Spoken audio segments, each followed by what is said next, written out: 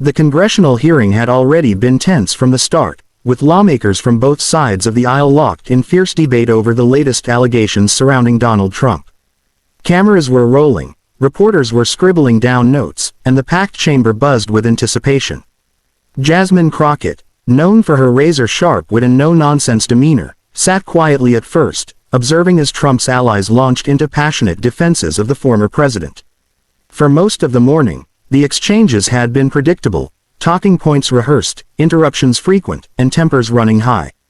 But everyone in the room sensed that Crockett was waiting for her moment. And when it came, it landed like a thunderclap. The discussion had shifted to Trump's recent statements that critics claimed undermined democratic norms.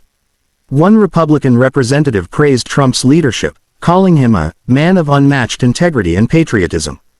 That was the spark Crockett needed. Leaning forward, her voice steady but laced with conviction, she delivered the line that would echo far beyond the walls of the hearing. If integrity means telling lies until you believe them yourself, then you're right. Donald Trump is unmatched. For a split second, there was silence. The words hung in the air, slicing through the noise like a blade. Then came the reaction. Audible gasps, muffled laughter from her allies, and stunned expressions from the other side of the aisle. Trump's defenders scrambled to respond, but the damage was done. Crockett's remark was more than just a jab. It was a surgical strike, distilling the frustrations of millions into a single, unforgettable sentence. She didn't raise her voice, didn't pound the desk. She simply delivered her words with a calm authority that made them impossible to ignore. The media in the room immediately recognized the headline moment, and phones lit up as reporters typed furiously, eager to be the first to break the story. As the hearing continued, the tone shifted noticeably. Trump's allies became more defensive, their talking points sounding increasingly hollow in the wake of Crockett's verbal blow.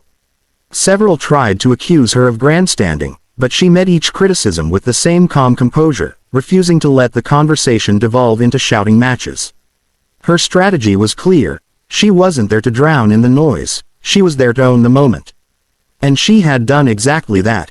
Outside the chamber, the clip began spreading like wildfire across social media. Twitter, Instagram, and TikTok lit up with posts replaying Crockett's line on loop, each one racking up thousands of views within minutes. Supporters hailed her as a truth-teller unafraid to call out hypocrisy, while critics accused her of disrespect and partisanship. But even her detractors couldn't deny the impact of her words. Trump's name was trending, but so was hers. By the afternoon, major news outlets were running segments on the exchange. Pundits debated the political consequences, with some arguing that Crockett had delivered a rare moment of clarity in a political landscape dominated by spin. Others warned that such moments, while powerful, often hardened divisions rather than bridging them. Still, there was no denying that she had shifted the day's narrative in a way few could have predicted. Trump himself, true to form, responded on social media later that evening, calling Crockett's comment nasty and typical of the radical left. His statement only fueled the fire, prompting a new wave of online discourse. Crockett, however, remained unfazed.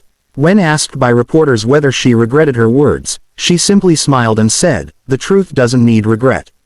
It was a short answer, but it only reinforced her image as someone who stood firmly by her convictions.